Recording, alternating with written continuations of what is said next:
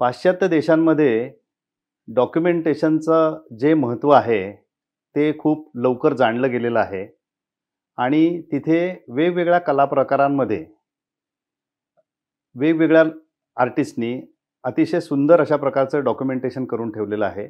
मग त्याच्यात फोटोग्राफर्स असतील, डान्सर्स असतील, पेंटर्स असतील आणि इतर वेगवेगळ्या कला प्रकारातले कलावंत असतील.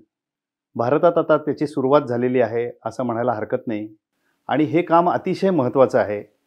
येणाऱ्या पिढ्यांसाठी माध्यमं कशी बदलत गेली, म्हणजे उदाहरणार्थ मी फोटोग्राफर आहे, तर फोटोग्राफीचा जो आयाम आहे तो बदलत कसा गेला, फोटोग्राफीमध्ये तंत्र जे आहे ते बदलत कसं गेलं, फिल्म जाऊन डिजिटल आलं आहे, आता डिजिटल जाऊन आता पुढे काय येणार आहे आपल्याला माहीत नाही, पण प्रचंड वेगाने हे बदल होत आहेत.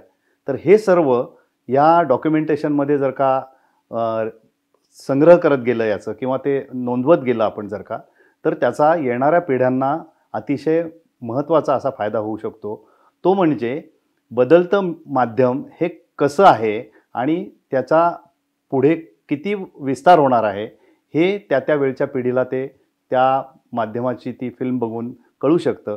त्याच्यासाठी हे अत्यंत आवश्यक आहे. ही अतिशय आनंदाची अशी बाब आहे आणि कलेच्या दृष्टीने ती फार महत्त्वाची पण आहे.